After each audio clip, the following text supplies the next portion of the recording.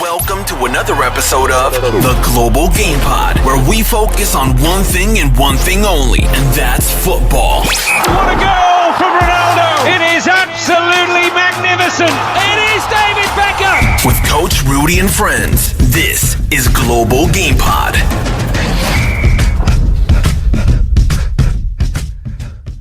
Yo, what's happening, people? Welcome to another episode of the Global Game Pod, brought to you by CKB Interiors. If you're in the kitchen or bedroom, I'm sure by now you guys know what to do. All right, now my guest for today. Now, it's a special one for me because not only have I been chasing her to come on the episode for Lord knows how long, but she's a busy girl, so I forgive her. But she is my first female guest, and to me, that's a massive breakthrough. Always wanted to speak to people in the women's game. I've had coaches on who have coached in the women's game, but finally I get a player who's one of the South Asian origin, two, she's played at a very good level, and we're going to get into that. Three, she's also now a captain of a brilliant YouTube side in Rising Ballers. It's Sandeep Tak. Welcome to the show, Sandeep. Thank you so much for having me. No problem. Like I said, we've been trying to do it for a while. We've gone back and forth, but we're finally able to do it.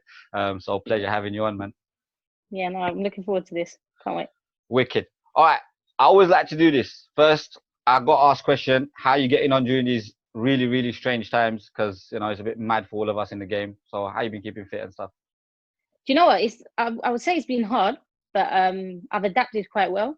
I feel like I had a training regime set out before lockdown anyway, so I was training like almost every day. But I think now with lockdown, I've actually become a bit more strict. It's allowed me to know that I'm going to work, coming home, and that time is designated to training, purely training, coming home, and then I'm literally just at home because there's nothing else I can really do. Before I used to change it up. Other things used to get involved, friends, stuff like that. But now I know it's purely just work training. So to be fair, I've been more disciplined than I was before lockdown. So I think if you can say, it's been a positive in terms of lockdown. I completely agree with you in that sense. Like, obviously we miss the game. Obviously we miss being out on the pitch. 100. I miss the social life as well. But at the same time, like you said, I think you put it correctly there. The mind's kind of like, you become a bit more disciplined in the stuff that you want to do, the stuff that you need to get done, and I've been completely the same. But I don't think I'll realize it until lockdown finishes and I go back to my normal routine, whatever that is. Exactly. So in terms for me personally, I've always been someone where it's like, no matter how bad of a situation you get put in, the best thing you can do is make the most out of that situation. So, and I feel like with this, it was the exact same principle, and I felt like I utilized the time that I had during lockdown, and I've used it so well in terms of training and keeping myself strict on it in terms of a diet as well. So now I've actually been able to put myself in the best position physically and mentally, so ready to go back into the game after lockdown is done. So yeah, that's how you got to look at it.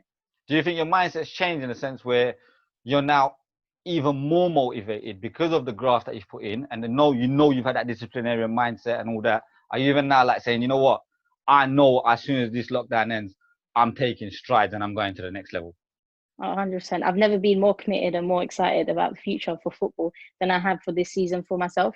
I won't lie to you, at the beginning of lockdown, I was a bit skeptical and I was thinking, is the game really for me anymore?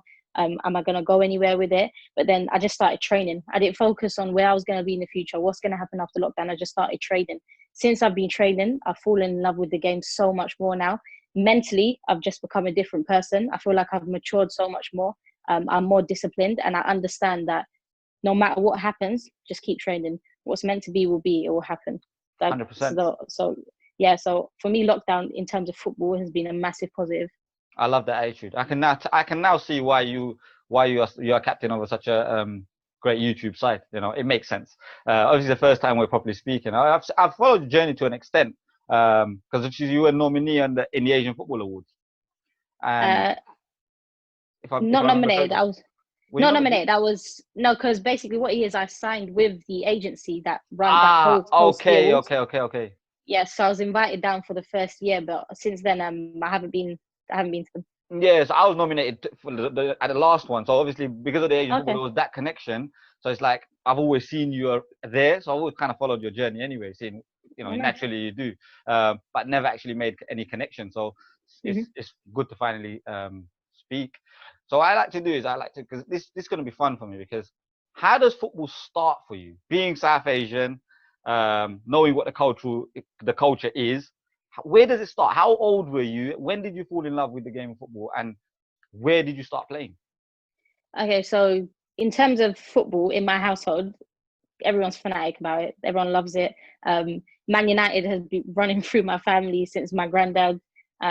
So I've been watching football since I could walk, basically. At all my family's houses, we're always watching football. In terms of playing, I never had it in my head that I was going to play the game until I turned 9, and I was in school, primary school, and I was walking home on a Monday, and then I saw the football training session happening, and I thought to myself, like, I watch it, and I felt like, I don't know, it was just a feeling like I wanted to get involved and I wanted to play the game, but I was too scared because all I saw was boys. I saw no girls playing, so I always thought that I wasn't allowed to play. So I left it. One day I was waiting to be picked up from school, and I was sitting on the side of where they were training, and one of the lady coaches came out, and she goes to me. She was a PE teacher, and she goes, "What are you sitting here for waiting?" And I was like, "I'm waiting for mum to pick me up." I was like, "But I want to get involved. Am I allowed to play?" And then she was like, "Of course you're allowed to play." Then she spoke to the coach, and the rest is history. So since I've been 9, I've been playing. So that's at school. But did you like join any external clubs as well? Or were you just were you just playing in school for a little period of time, getting used to it? Then did you come into the grassroots game? Or how was that journey like? So I was playing in school from 9 all the way up until I finished primary school. Then in secondary school, I was still playing just for the school team until I hit year 9. And then I got scouted for QPR. My brother had a game against QPR, and I was on the side just kicking the ball about. Coach came up to me and said, "Who do you play for?" And I said, "No one." They asked me down for a trial, done well in the trial, and then they signed me. And I played for QPR for 4 years before I went off to America. Wow. So there's like no real grassroots journey. It's just playing at school. Yeah. And at school, is that predominantly playing with the boys in the boys teams, or is that playing in a girls team? Yeah, complete boys team from primary school. And then it's when I started in secondary school, that's when it was boys and girls, and then it changed to just the girls team. Okay. So when you were playing with the boys, without actually, you know what, be as cocky as you want. I don't care. How good were you? Were you the best? Look, I don't like to comment on stuff like that. Honestly, I feel like I fit in well with the team. I definitely learned a lot more playing with just boys. It was so much better, I think, mentally for my development as a footballer, having to play with boys, knowing that you had to be better than what you was thinking in your head, because you had to be on their level in order for them to even consider you playing with them. So it was so much better for me in terms of development as a footballer. And I'd like to say that I fit in quite well with the team.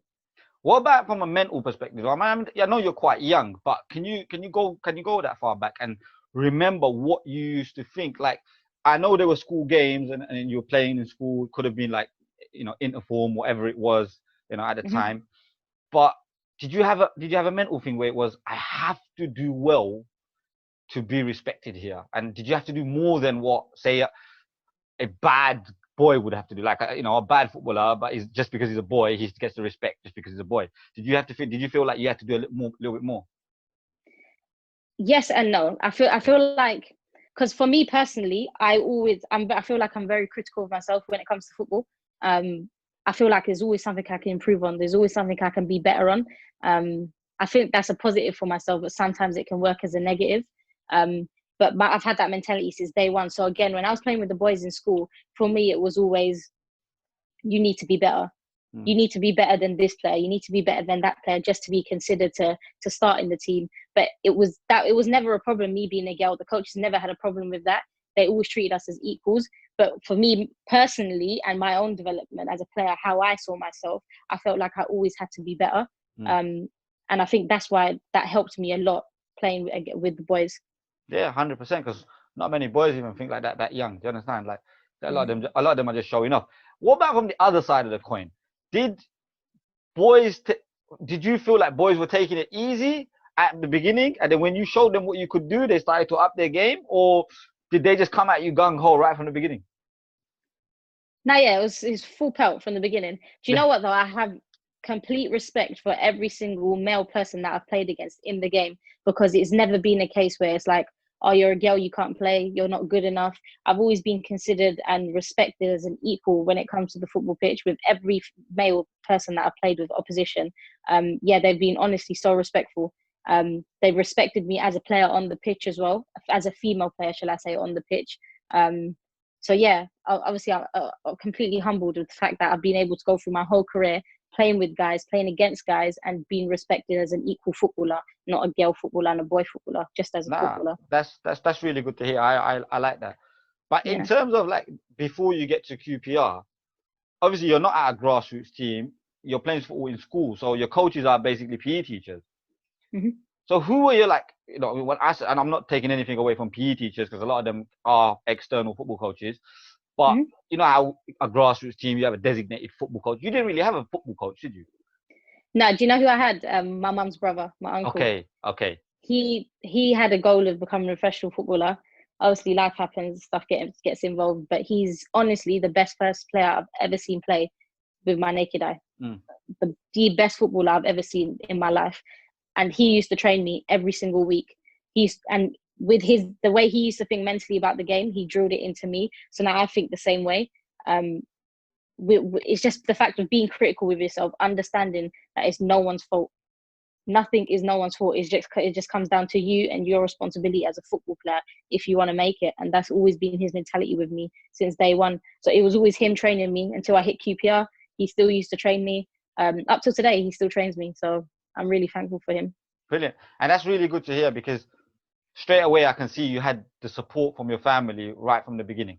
I was going to ask were there any stumbling blocks, but I think I already know the answer to that, which is there weren't. When QPR come knocking on the door, I can imagine you going home and saying, look, QPR want to sign me. QPR want me to go on trial. Can I go? And there'll be a queue of people, uncles at home, brothers, whoever it is, saying, yeah, you're jumping in my car. No, you're jumping in my car. You know, I can imagine it being like that. A lot of times you hear it from the country, even the other side, even boys, you know, you hear from the other side, especially from the South Asian community, the second generation parent we should talk about, because the third generation parent, I think we're changing now.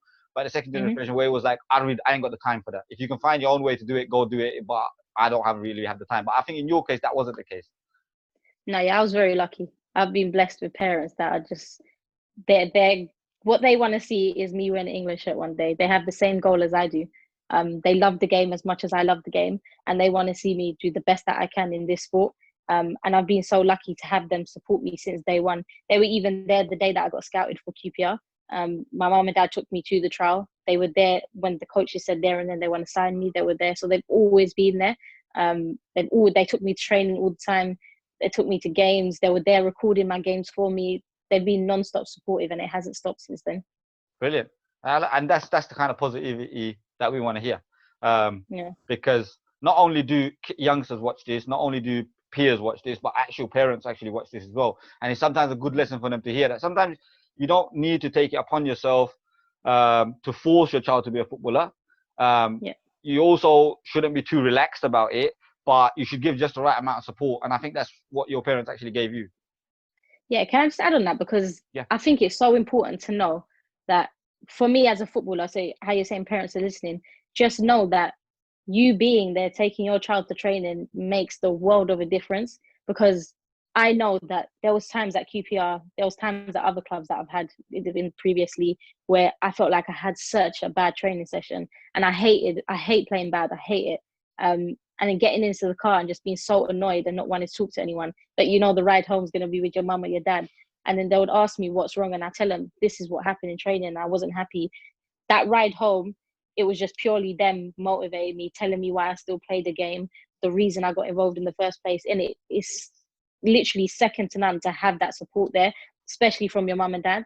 So obviously, like you're saying, if parents are listening, it goes a long way with your kid if you sit there and I think it's very important what you said there, because although you're saying that for parents just to be there is important, but that message in the car is such a massive, is massive importance, because you do get parents who will diagnose the whole training session and be like, oh, well, you should have done this there, you should have done that there. And now you already said you're already feeling down in the car. You already know you've had a bad session. And on top, your mom or your dad is now telling you that you've done bad as well. So it's just a double hit. So I think that bit of your message is really, really important, that not only give the support, but what you say, that makes a massive difference as well. Because at the end of the day, you're a young person at QPR. What, you're 13, 14 years old. You're a young girl at the end of the day, you know.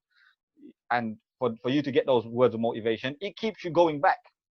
100%. Imagine it went the other way. Would you really want to go back? Yeah, because imagine having a bad session, getting in the car, and then your parents sitting there telling you how bad it was as well. It's demoralizing. As a young person as well, you just soak it up, and you're in a position where you feel like, okay, if they're telling me I'm bad, I had a bad session. I get in the car and I'm being told by that from an outside perspective that yeah, you had a bad session. You feel like there's no way out, and then that's when you detract from the game. And don't get me wrong, that's happened a few times for me, but I've had that support nonstop where it was always when I was feeling down about the game or I felt like I had a bad session, a bad game, I'd go home and I'll sit and I'll tell my parents about it. And then they'll be able to break it down with me and actually sit there and tell me, like, this is the reason you play the game. You've had good games. You're going to have bad games. The best thing you can do is learn from the mistakes of the bad game and turn it into positives. Yeah, that's the best way. 100%. I love it. I love it. I'm motivated. I want to go in more. I want to go in harder now. All right, so you get to QPR now. Yeah. How many trials? How long were you there for? Was it just instant one trial, boom, you're in? What they did, it was like a 3-week thing. They said they were going to put me on. I trained with them once. Then I had a game on the weekend, the Sunday. Went to the game. I scored 2 goals and made an assist. And they wanted to sign me on the dot. It was meant to be a 3-week trial, but they signed me on the dot on the day that he bought the paperwork out and said, "Yeah, we want to sign you." I was just amazed. How long did you have to think about it? Was it like, give me a pen?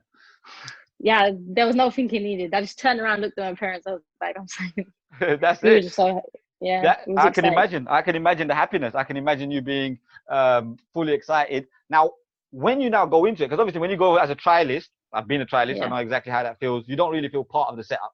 No. You're trying to impress people. But when you now go in, obviously you look around. Is there any point you look and you think, there's nobody here that looks like me? Does that thought ever cross your mind? 100%. 100%. I think going into every team, you always look for, I don't want to say comfort, but you always look for a safe ground, if that makes sense. Yeah, 100%. So it's like walking in, and if, for example, I'm just gonna rip the Band-Aid off here. If you see another Asian standing there, yeah, you're gonna feel comfortable. You're gonna go start straight away speaking to that person. I feel like it's just a natural thing for a human to do. Yep. It's just natural affections. Like that's what just happens. You see someone of your own, you're gonna go and talk to them. Yeah, 100%. For me, it was difficult because I was young, going into different teams, having to walk in and think, oh damn, like, okay, this is like really open, like completely different for me. Is a no-go zone kind of thing. So as a stand there and have to feel like, yeah, you're the odd one out. It did cross my mind, but then the only thing that straight away I used to switch off and I used to be like, look, you're here for one thing, is to play ball. That's it. You're here to prove yourself and get into the team. Once you get into the team, everything changes. Yeah. So that's my mentality. That was leading up to my next question. Is it a case of, yeah, you get that thought process going. I mean, nobody really says anything. I'm sure you can agree with me. Like it's more within yourself. What we're talking about is more within ourselves, that we look around. Because I do it even now. Like obviously, I'm the first team coach at Billericay, and when I look around, the opposite dugout. Forget my dugout. My dugout, I know what's in my dugout. But when I go look around the opposite dugout, opposite team, opposite fans, to see an Asian person on another dugout would make my world, because I could be like, rah, there's another one, and you know, we're doing something. Do you get me? I'm not trying to be like, oh, we deserve everything just because of our skin color. No. Everything's on merit. But to see that would be like, rah, okay, people are starting to recognize. And I think for me, it was when I saw Maz, in honesty, when obviously because he's at Welling, and when we play Welling, just the last game before the Corona thing, and he's on the bench, and I was like, yes, somebody. He's not Asian, but he's someone I can resonate to. He's young, he's enthusiastic, he does good stuff with RB and stuff like that, and you know, he's almost like someone I look up to. Even though even though I'm older than him, I look up to him. Like, I'm like, I went and introduced myself. I was like, what's going on? And just to have that 5-minute of conversation with him was like, right, okay, yeah, I'm at a sense of ease here. Like, there's somebody else who's similar to me here. Because normally you see like everyone's like a bit older or has been in the pro game, and I haven't come from that background. So not only do I feel like a place with my culture, but I feel like a place because I ain't been a pro. I haven't been in the pro changing room. I haven't seen any of that. So I'm like, wow, I can do so much. You understand? But going back to you, obviously you do your bit at QPR. So you stayed there to what, 16? I stayed at QPR till I was 16. Yeah. And then how does it work? No, there? sorry, So 18. Oh, okay, 18. And so how does it work? Yeah. Do you get pro? Or do you sign on as a scholar? Because I'm really trying to learn about the women's game and how similar it is to the boys' game. So the women's game, it was like you had like under 9s, under 11s, then under 14s, and then you had the development squad, and then you had the first team. Ah, okay. So I worked through the ranks of the development squad. I came straight into the development squad at 13. I stayed with them until I was 18.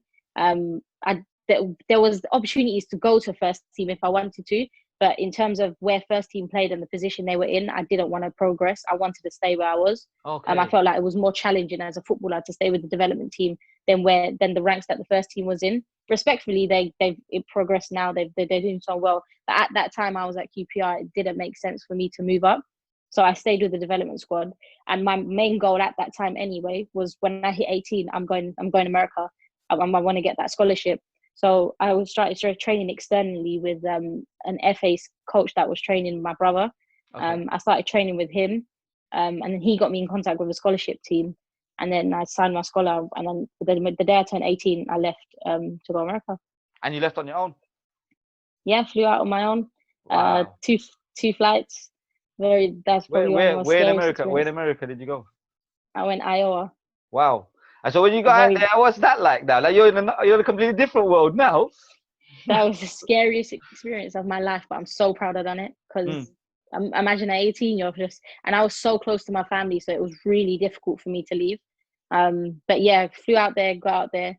The football was unbelievable. The way you was treated as a footballer was just unreal.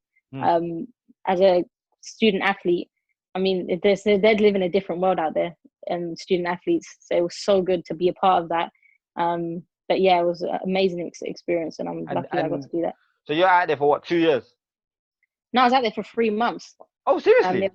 It was cut short, unfortunately, due to some reasons. But yeah, it was cut short, and I came back just before the year ended. So I was there from August until October. Okay. And then I came back in October. I came back, and then I signed back to QPR for the remainder of the season. And then I went to Notts County, and they were playing in the top division. So I had trials for them, and I actually was really impressed with that trial because it was a nice feeling. For example, at that trial with Notts County, people at the end of the trial were coming up to me saying, "Do you play for England?" or like, "Who do you play for?" And we was expected to just do that trial and then go home and find out a week later if you got in. The coaches came up to me at the end of the trial. And they were like, "Who do you play for? Like, where have you been?" and stuff like that. And I was like, "Oh, I don't play for anyone. I'm just finishing a season at QPR." They took me upstairs into a room and they said, "Look, we want you." End of. Like, what's your plans? Can you move to Nottingham? Like, what's the situation? And I just looked at my mum and I was like, "We've got to make this work." Yeah. I mean, it's WSO1 football. I'm not letting that go. And then I moved up to Nottingham and I stayed there. Played a season with Notts County. But then obviously we found out that the club's obviously going to be closing. So then obviously players had to make changes to different clubs. So then that's when I came down and went to Watford, which was here. And I played for them for about a season and a half. Then I went to Spurs. Played at Spurs, probably some of my best football, I'd say. I was happy there, really happy. I love the club. I finished the season with Spurs. But then because they got WSL1, they had a lot of changes going on, which I can appreciate. They had limited positions available for players. They were obviously reshuffling the whole squad. I felt like I'd done enough in the trials when I went. Obviously, managers have their picks, and unfortunately, they didn't take me on for the next season. And then since then, I was just training myself, and then I signed for RB in May of last year. And I've been playing for RB. But that's so. When you went to Notts County, you don't touch on that because obviously WSL1. Did you make any appearances in WSL1? Did you play in WSL1? No. So what it was, I was with the development squad. Yep. Playing, I can honestly say I was playing some of my best football I've ever played. Playing really, really well. Got called up to train with their first team squad. Was training with them for a couple of weeks. So let's talk about the likes of Laura Bassett, I can't remember her name, but she's at Liverpool right now. Okay. So he's playing with some serious players. So how was that? What was that feeling like? Because obviously you start off with boys as a kid. You've progressed through the ranks. You've gone to the States. You've come back. You know, your dream is to play for England. We know that categorically. But obviously on the club side, you want to be in the WSL. Yeah. And now you're training. Okay, fine. You didn't make no appearances. No problem. But you're training with the big hitters, as we call them. What was that like? Unbelievable feeling, honestly. And it was like, it wasn't even a case where I came in and I felt like, wow, this is completely different to what I know. I came in, I started training with them, and it just clicked. It was like it was normal to me, and playing at their level, everything. I was fine. At the end of the training session, the first team coach said to me, he goes, "You're more than ready." Yeah. He goes, "Just a few little tweaks, and you'll be ready." Like I was that was like a highlight of my career. I was there. I knew I was there. How much of a bummer is it when you're told that, oh, by the way, we're folding? Yeah, when you're that close. It was upsetting. It was really upsetting. That hurt a lot. Because you know what it is? I feel like a few times I've got here and I'm on the verge of smashing that roof. And then again, it drops again. Yeah. But the way I see it is everything happens for a reason. 100%. You know, so that's the way I look at life. So if it's meant to happen, it will happen. I just got to keep doing what I'm doing, keep improving myself. If it's meant to happen, it will happen. It's a lesson in it. We just got to keep going. 100%. 100%. Couldn't have put it better myself. So obviously at Spurs, so you play a season with Spurs, and this is when they were in the second division, right? Yeah. Like you said, you've played in the best football of your career. So how did that work? Obviously, they got promoted. So you helped get them promoted? No, again, so I was in their development squad. Okay. Their first team got promoted. Yep. I felt like I was ready to go play first team football. Okay. So they held a trial. I went to the trial and trialed for first team. Speaking honestly, as a footballer, not being big-headed at all, I felt like I'd done really well in the trial. I felt like I stood out enough to be considered to be called back at least to a second trial, or to be considered for the development team at the very least. Yeah. But I didn't hear nothing from the club, which I felt was really sad. So I contacted them after the trial myself. It was about a week and a half later. And they were just like, yeah, we felt like there was other players on the day that were better, which is fine. Obviously, every manager has their perspective on what they want, which I can appreciate. So I said, that's fine. Is there any way I could play for maybe your development team? Because I feel like I'm ready. I'm at that level and I know I'm ready. And they said, unfortunately, all those spots were filled as well. They said, come to our third team trial. And that was for a team that I had just finished the season with for them. I had 18, was top goal scorer for the season, 18 goals, and I had about 11 assists. So I thought, okay, fine. I don't mind playing for your third team again to prove myself and my commitment to the club. So I went for that third team trial. I won't lie to you. I felt like I actually like walked all over the trial because honestly, I was older. I was much more mature than a lot of the girls that were playing. I felt like I was 3 times above the level of football that was being played. And I'm saying that completely professionally as a footballer, not someone that's big-headed, because I don't ever want it to come across that way.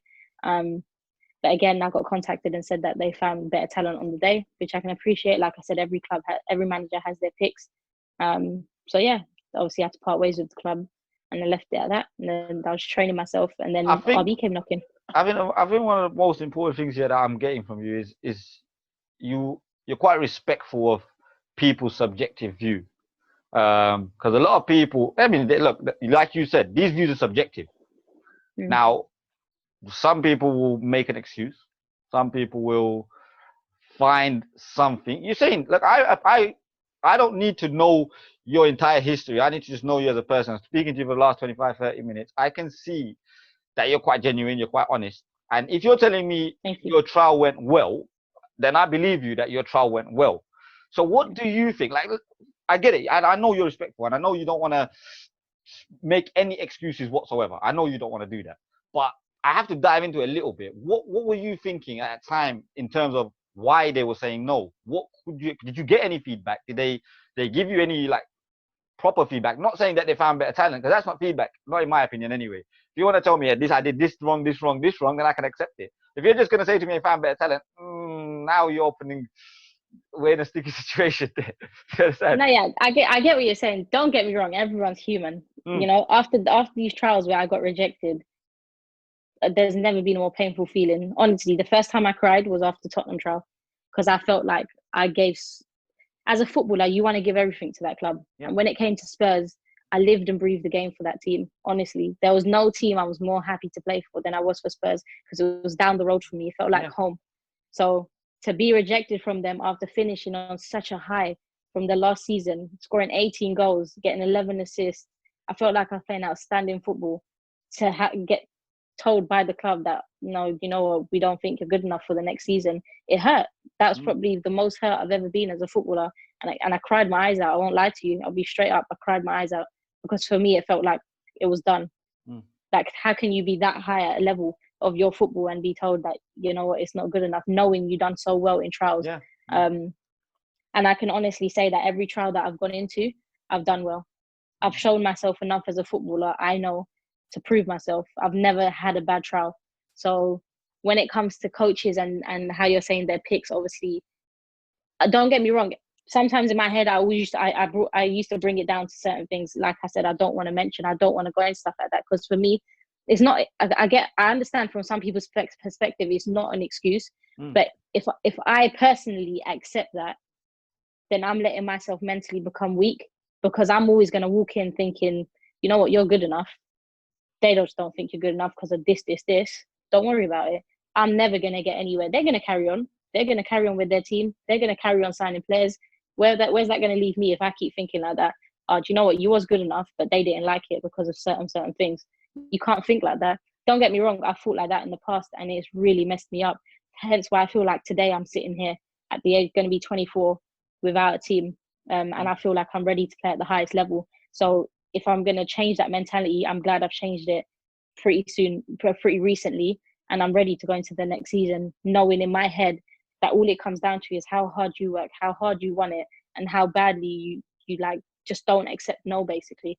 You've got to give them no reason. You've always got to look at your faults, man. Otherwise, you're just going to get left behind, because no one's going to care. Love that. Love it. I love it. You're inspiring. Honestly, you're inspiring. When you give up playing, go into coaching. I'll tell you that now. Go into coaching. We need people like you in the game. I don't think coaching's for me. Nah, you say that now. You're 23. You say that now. Trust me. When you get to that retirement level time, and you say, you know what, this is it. I've done with playing. Honestly, if your mind is like this at this age, with 6, 7, 8, 9, 10 years worth more experience, you need to get into coaching, honestly. And if you need a club to coach at, call me, please, because I'll happily take you on board, and I'll give you the 16, 17. Say, speak to these people, please, because we work with young boys. You said you're Billericay's manager. I'm Billericay's first team coach, so I work with for the men. Yeah. Oh, because the women's team, they emailed me. They want me to come down when lockdown's over. Go for it. It's a good little setup there. Oh. Yeah, Scott's just taken over. I know Scott well is a very good coach. So yeah, I mean, you know, it's very, very open club. I have to say that. I had no problems over there, and I'm working with some good managers, some good people down there. So yeah, if you're there, then we'll definitely see each other around then, if you do come over there. But like I said, when you come into coaching, because I got young people like 16, 17, 18, and these are boys, and their mentality isn't even anywhere near yours, you know. And I'm not saying that it should be just because they've got some God-given right because they're boys. No, but you know what it's like for a boy to become a footballer. It's everything. He wants to be a football player, but they don't have that mentality. And for that mentality to come out of said female's mouth, if that don't give him a kick up the backside, I don't know what will. I don't know what else more to do, because you're fighting for it. You want it. I can hear in your voice. You want it. You want to be pro. And you know what? I think you get there. I think with that mentality, that mindset, and the talent that you've already got, which we already know you've got, yeah, you're 100%. You're gonna be what we were talking about off air, off the camera, where we were talking about, you know, breaking barriers and breaking down stereotypes. Well, we need people like you, and we need people. It doesn't matter if it comes in the female game. It really does not matter, because South Asian is South Asian. And if one of making a difference is making a difference, no matter where it is. Exactly. If one of us is making and this is the whole point of this podcast, is to give people who may not have the information. Not that they don't want the information, they just don't know where to get it from. But now they've got somewhere where they can hear these stories and be like, "Rah, I need to follow Sandeep's journey. I need to follow this person's journey. I need to follow that person's journey." Because if we're not going to support them as a community, then we will always, the next generation of kids, when they go to their trial, they're also going to be standing there looking around saying, "Where the hell is somebody who looks like me?" And this circle's never going to end. Do you understand? So, but from your perspective, obviously the men's game, the women's game, there's always this debate going on. And I don't even want to touch that debate. For me, football's football. Don't care who's playing it where. I've always had an ambition to one day maybe go into a ladies' side at a high level and think I'm good enough to, be at that level. But again, I need to build a CV. I need to get my badges, and I need to do everything properly. You've not got a God-given right just to go straight into a women's game because you've coached for 5 years. No, I don't think it works like that. And I think sometimes some men do think like that. I mean, we heard. I saw the article just came out. Just literally, I don't even know if you've seen it because probably after you're gonna this and you go on Twitter or something, you'll see the article from Phil Neville, and I don't really know what my opinion on it is, but he said that he used the experience that he took from England is used as a stepping stone to go into club football. I don't really know what to think about that. Obviously, I need to digest that a little bit before I can. He said that. Yeah, he said. I mean, that was in the Guardian. I just read the headlines, so how much I can take from the headlines, I don't know. Obviously, there's going to be a bit of an uproar about that. There'll be a lot of controversy, 100%. 150%. Sometimes just keep your mouth shut. For me, I could debate about this all day long. 100%. But I don't want to, because the way I see it is the women's game is respected on its level. Yep. The men's game is respected on its level. Yes, I think men get paid too much. Way too much. I think the men's game is on a ridiculous scale. Yep. The amount that they're getting paid. However, I don't think women should be getting equal pay at the moment. I don't think the game is at a level where we have the demand and the right to ask for equal pay to the men's game. Because if we think about it, the men's game is not a government. The football game is not government run. So you can't be asking for equal pay for something like that. Men's football comes down to investors, people investing in the game, sponsors. The majority of the football that is paid for and covered and all the coverage is sponsors. Football kits, sponsors. Everything is sponsors and investors. Now, if I'm an investor and I have 100 million, I'm going to invest in something where I know my returns are going to be ridiculous. Yep. You're not going to, unless you have, it's going to take time for the women's game. For example, I know I'm personally invested into the women's game. So if I became a millionaire, of course, I'm going to go invest into the women's game because I want it to grow. But that's what I'm saying. It's not at a level at the moment where we can sit there and demand the rights for, let's say, for example, our Ballon d'Or winner, Megan Rapinoe. Should she deserve to get paid the same as our Ballon d'Or winners, Messi and Ronaldo? No, I don't think so. I think, yes, women's football is ridiculously growing fast. It's growing so fast, so well. 100%. I was at the Women's World Cup. I appreciated the football that I was watching. Honestly, it was next level. I think it was the first game was France. It was France, if I'm correct. And I watched it and I was like, hey, these lot can play, Probably the best game that in that whole the whole World Cup was England versus USA. Yeah, and I was there live. I was there live watching that game. The level of football I appreciated so much. But I don't think it's at a level where we can be asking for equal pay to the men's game. You can't. It doesn't make sense. What do you think? Obviously, you talk about sponsors and you talk about and the rest of that, yeah? And I get that. That's completely. But this is now, I'm asking from an almost ignorant perspective, yeah? Having never actually live watched a women's football team or watched a women's football training session, anything like that. And I would love, like I said to you, there's something I really want to get into. But I believe I need to know more about the women's game first before I take a responsibility like that, because otherwise I'm walking in blind, and that's first of all, that's not fair on the sport itself, and I'm not that big to do that, so I need to learn. And in anything, I needed to learn about the men's game. I need to learn about youth football. When I first started under fives, I need to learn about that before I went and did it, because otherwise it wouldn't be fair on those under fives. Do you understand? Just because someone thinks they know doesn't necessarily mean they know. You got to go out and study it. But what do you think? Do you think there is a difference in the technical aspect? Physically, we know there has to be. That's just science. We can't get away from that. But what about technically? Is there huge contrast?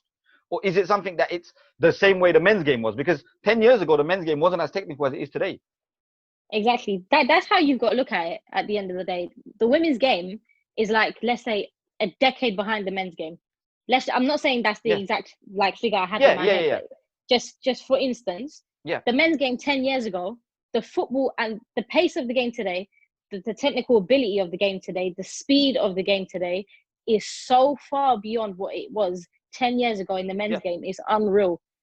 You could be probably technically the best player in the world, but if you don't have the physical attributes, you're not fit enough, you're not willing to put in the work, you won't make it as a men's footballer in today's game. It's impossible.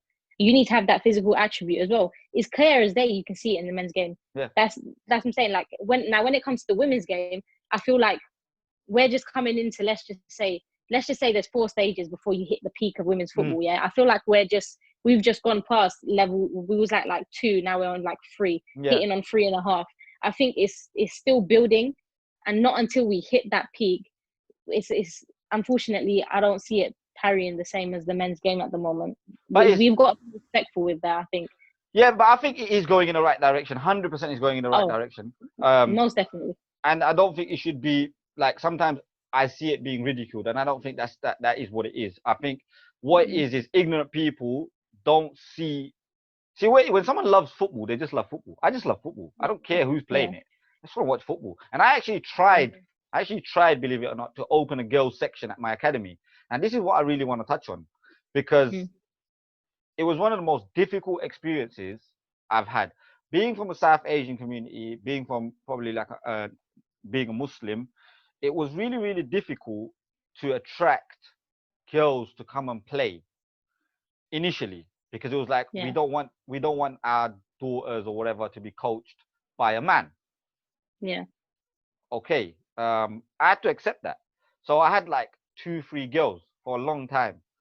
Then I thought, let me revamp it. Let me PR it a bit better. Let me get some female coaches in. Let me try this a different way. And let me try it this way. And we got about 11 girls in. And it just never, ever progressed. It is difficult. I definitely think it is difficult to start a women's game. Because I know 2 coaches that have tried to do it. It is hard to attract players to a new team. Because you know what it is with the women's game at the moment, you'll get players, but they'll be young players. And I think the women's game is growing, where grassroots level, you're getting a lot more traction from girls, but they're going into teams that already exist. New teams that are starting out, I feel they're gonna find it difficult to go and commit. Players like my age, players going on from like 14, 15 now, they're gonna be looking for clubs where they know they're gonna progress, where there's gonna be a top flight opportunity. I think that's where it's starting to come into, which I think is good, because it means we're going in the right direction and at a good pace. But yeah, in terms of starting a team, I think it'll be difficult. Yeah, I think my point was I was trying to start him at under 11, so 11 and under. Girls who have never played before, girls who want to play but have been shy about it, girls who are basically you sitting on that step wondering, can I play the game or am I not allowed to? Basically, that's what we want to open the door for. But I feel like it's a cultural problem more than a football problem, because I'm South. Obviously, this is the area, that catchment I live in. I live in a predominantly South Asian area. So when I'm putting out this PR and all of that, these are the kind of people I'm attracting. And I can say it from general consensus, whether it's a parent thing or a girl thing. I don't know. I really want to think that girls want to play. I really want to think that. Yeah. So is it a parental thing where they don't want them to play because it's an environment where boys are there? I don't know. I thought you might have some more insight on that. I think at young ages it's difficult with women footballers. I think it's difficult to know whether they want to play the game for long term or they want to play the game just to play the game. Because a lot of girls are still getting involved just for the sake of playing football and playing with their friends now. See, now with boys, when they're young, I feel like it's almost like a second. I don't know how to put it. It's like a religion to them. It's like football is like a religion. It's like a boy is gonna play football, standard. When it comes to girls, I feel like they're still playing the game because their friends are playing the game. Just to be with their friends, they're gonna do it. They're just playing just to be socially involved. I think with boys it's more like they're gonna play, and every boy has a dream to be pro. I feel like majority of the boys, but with girls, I still think we're trying to get to that stage where it's like women can take the game seriously, because I think like we come back to it, pay wise, it makes a big difference. So like, for example, I can say myself now, if I'm going to sign a professional contract any day from today, that contract has to make sense financially for me. 100%. Because I know I'm working now. I know I can comfortably say I have a good job. I'm happy where I am, and I'm making the money that I've always dreamt of wanting to make.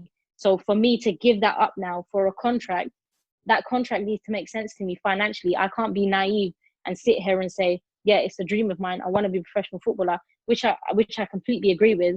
But you need to be mature now and be an adult in making that decision too. It doesn't just come down to, oh, mum, dad, I want to be a professional footballer, I've got a contract waiting, I'm going to go.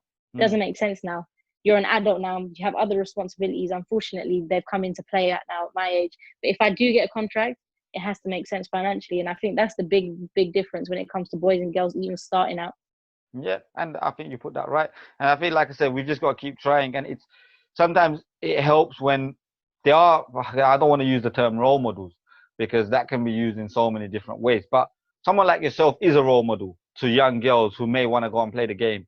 You know, you've just to name a few, you've played at QPR, Notts County, you've gone to America, you've played at Spurs, you've gone to Watford, you're now at RB, and obviously YouTube is quite prominent now.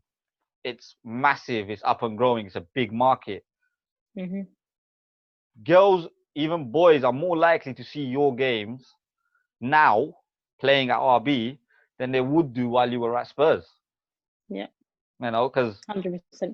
And that in itself is big. So what is that like? What is it like being part of a YouTube team and being part of the female side of a YouTube team? What's that like? Just before I answer, my phone's going to die. Cool. So I need to put it on charge. So what was the question? Playing for RB? Yeah, playing for RB. What's it like being on the YouTube scene? Honestly, it's probably one of the best experiences I've ever had as a footballer. It's been unreal. Since the day I've joined, they're such an amazing setup. The way they look after you, not just on a football level, on a personal level as a person, they really helped me grow and understand myself more as a footballer, my outlook on the game. And when they put me in the position, do you know what it is? It was like I adapted to the captain role. Okay. Because it was more like a mutual decision between the players and the coaches about who they wanted to be captain. And I didn't put myself forward, but I felt like I would have been a good captain. But obviously, players have who they favoured more and who they looked up to more, which was fun and I appreciated. So I left it. But then obviously some circumstances happened, and then I ended up being nominated to be the captain. And I've appreciated it more, the fact that it was given to me more than me asking for it. Yeah. So since that day, it's just been amazing, like to be able to captain a team massive like RB, and to be able to be a voice for the team, playing the games for them. It was just like a really good experience to be a part of RB and being able to be a part of the first women's team that they had, because everyone knows RB are a massive platform. You know what they can provide for you as a footballer, obviously showcase games, the different doors that they can open for you in terms of sponsorship, football, who you get to meet, the opportunities you're given is second to none, honestly, what they gave us, what they have been continuing to give us. So to be able to be a part of that, I mean, you can't ask for more as a footballer, honestly. 100%. And I enjoy watching RB stuff. I watch it all the time. And like I said, when I met Maz for the first time, I was like, because I've spoken to him previously, I spoke to him over the Insta and stuff, and I'm trying to get him on here, to be honest, as well, because I want to share his story as well, because he's got a really good story to share. So it would be nice if we can get him on. But yeah, when I saw him, I was like, hey, that's the gaffer. That's the gaffer, man. Like, right there, do you get me? I just see him, and he outdone me as well, so I have to give him it's 1-0 to him at the moment. They beat us quite badly. Yeah, he's out of my whole time with RB so far, I think probably the best thing is being able to call Maz my friend, and also a personal coach that I can call upon at any time to help me progress as a footballer. I confide in him as a lot as a person and as a player. So I'm appreciative to be able to say that I can call him a friend out of RB. So that's probably one of the best things to come out of that team. Wicked. So now, for you personally, obviously we know the dream. I know the dream. I caught that straight away. I caught it straight away. Mm. Yes, said. But what is it? Go on for everyone. Be blunt. Be as blunt as you want. 5 years time. Where do you see yourself? I want to be at top flight football, no matter where it is around the world. Top Yep. flight football, getting paid to do what I love, honestly. So basically, never having to work again is the way I like to put it. Mm. And hopefully, we're in that England shirt one day. 100%. We hope to see that as well. There's, like I said, girls football. This time was probably the first time I ever sat down and watched the full World Cup, Women's World Cup, and I was hooked in. When I saw France play, and then I saw USA play, and I think I put a tweet out as well in the first week where I said, "Boy, watching this France team play that USA team, this is gonna be the one." And then when it happened, I think I went back to the tweet as well, and then I was like, "Here we go, it's time for this game." Because I was waiting for it. You know, you get that excitement. It's like two big hitters coming against each other. I caught on straight away. I learned about players that I didn't know existed, and I was like, "This is brilliant." And then obviously, being a United fan, they won WSL 2, and I was like, "Well," people were like, "We didn't win nothing this year." I was like, "Yeah, we did. We won WSL 2. What are you talking about? We got promoted." That was crazy. That was crazy when they came into the game. Just hit the ground running as some professional side, and they conquered nearly everything. How good would it be for you to go play for United? It'll be a dream. Honestly, it'll be a dream come true. I mean, I support Man United, so to be able, if I could put on a Man United shirt every week and represent them as a footballer, honestly, it'd be the best feeling ever. Well, I'm a United fan as well. I'm a United fan, so if that happens, then I'll be. My family's all United, so yeah, it'll be. Well, I do this with all the guests, and in recent weeks, I stopped doing it because everyone keeps giving me the wrong answer. But I've read a bit in your history, so I'm quite confident in asking this question to you and getting the answer that I want, not the answer that people just give me for no reason. I'm telling you, they're all cheating, by the way. They've seen episodes and then they answer. You ready? Pressure's on now. Ronaldo or Messi? Ronaldo. Thank you. I knew you were going to say that. That's why I asked you. However, no, can I comment on that? Don't change it. Just No, I'm not changing it. Listen, Cristiano Ronaldo has been my idol since day one, and that's never going to change. I read that. That's why I asked you. Purely on his work ethic, it's probably number one for me. What he puts his body through, how hard he works to be the best that he can be, arguably the best player in the world. I mean, it's second to none. And that drive and commitment is so inspiring for me as a footballer. He's probably one of the main reasons as well why I've continued playing the game for so long. But for me, it's Ronaldo. But I want to comment on that because I feel like there's with footballers, it's always is it Messi or Ronaldo? I appreciate the question, but at the same time, I hate getting asked that question because what Messi does, and to be able to watch him as a footballer, only thing you can do is sit there and appreciate it. And I think if you're a footballer, the best thing you can do at this stage, and since they've been playing, is just appreciate the game that they bring.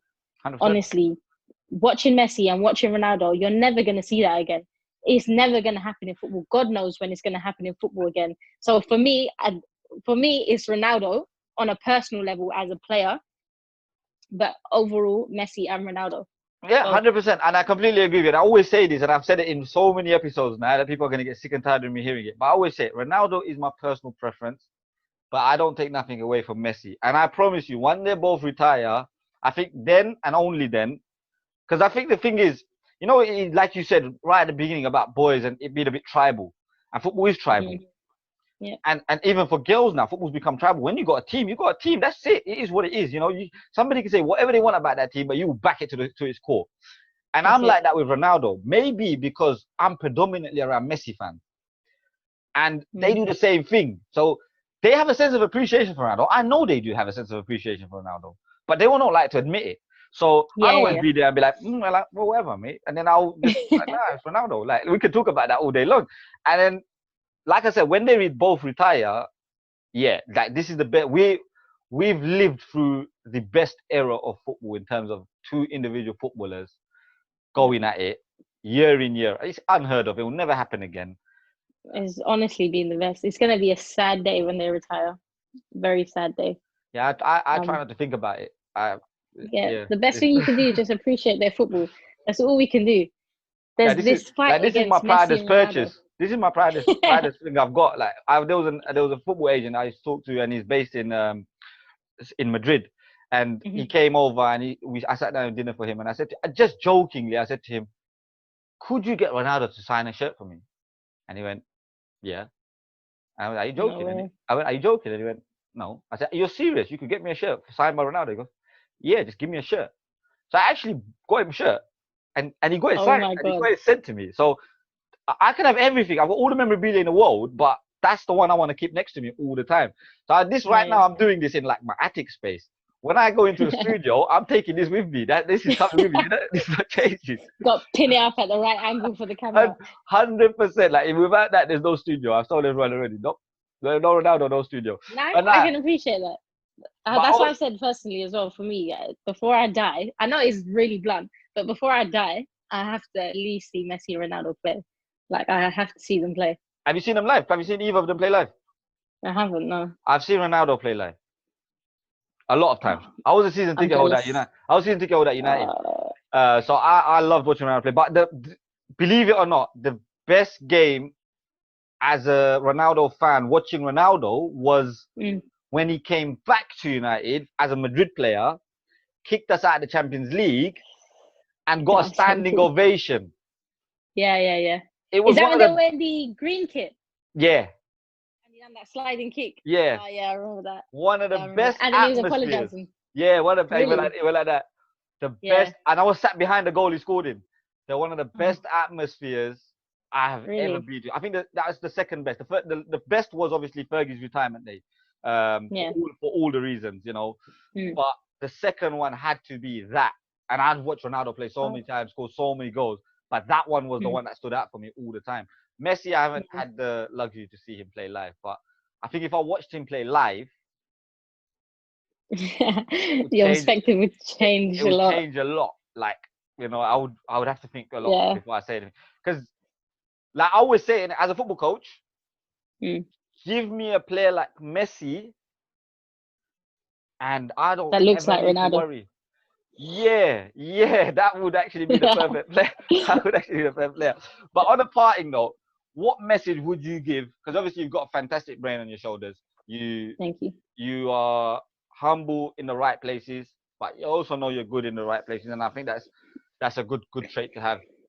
There's nothing wrong with a hint of arrogance in a football player. If a footballer doesn't have arrogance, they're never going to hit the top. Sorry, this is just my opinion. So it's always good to have that as well. But what advice would you give to the younger generation, be it girls or boys? Because I'm not saying girls for one specific reason, because I feel like you have something to offer both genders. So as a football player yourself, what advice would you give to the youngsters coming up wanting to go to play in the pro ranks? You know, when I used to get asked this question, the first thing I always used to say was never give up. But I feel like since the game has been developing, I feel like it's getting so much harder for players to be accepted into clubs now, for players to just feel like they even have a chance, girls or boys, no matter where you're playing as well.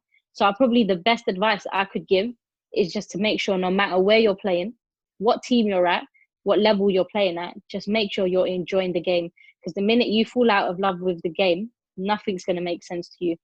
Like wanting to be professional, wanting to be there, wanting to feel like you want to continue to play the game, nothing is going to matter anymore. So for me, what I've learned and the best advice I can probably give to young players coming through the game and wanting to hopefully become professional footballers is make sure no matter what you're doing, you're enjoying the game. Like you know what you're playing for. I think that's the most important thing. But again, yes, make sure like you don't give up, because the worst thing you could do is give up. If you know mentally in your head you're good enough, you know you want it. As long as you want it, no one's going to be able to stop you, regardless of who it is. Your mum, your dad comes. Let's bring in Goal, that film. Like he said to him, no one can tell you you're not good enough apart from me. And then he goes that even I probably won't listen to you. When he says it straight to the coach, no one can tell me I'm not good enough, even you. And if you told me that, I probably still won't listen, because you need to know in here whether you're good enough and how far you know you can go.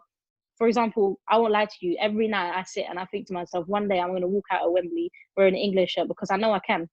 I know mentally, and I know myself, how I play the game, where I can be. So have that in your mind and just keep going.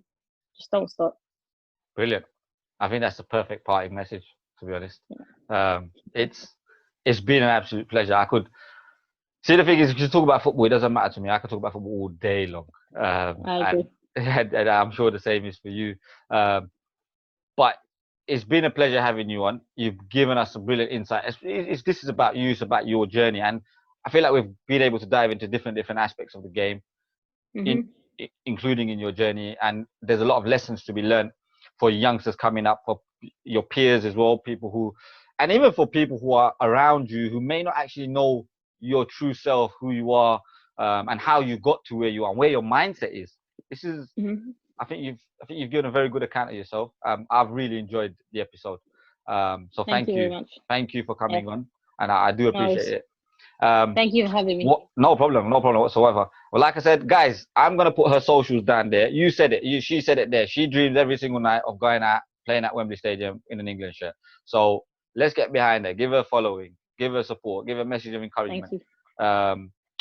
Anyone watching this, just at her. Share this video. Do you understand? Share her story. Give her the support, because we need to do this for our own. I keep saying in every episode when I have people like, and I don't say it just for Asian players. I say it for all players that come into the game. Like, support the young up and comers, especially from within the area, especially from within the community. Support them.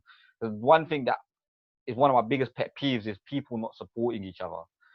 Why? What? It costs nothing. Exactly. It's a free thing, like you said, it costs nothing. So just give the support where you can, and hopefully you get support out of this. We're only small scale, we're only a small bit, but any little thing we can do to help, we'll definitely do that. On a personal level, anything I can do to help, I'll do that as well. Thank you so much. Because that's what the game is. So guys, like I said, give her a follow. Our socials are down there. Give us a follow. Like, share, subscribe, do all the rest of it. It's been another brilliant episode. Thank you once again, Sandeep. Till a few days' time, guys, peace.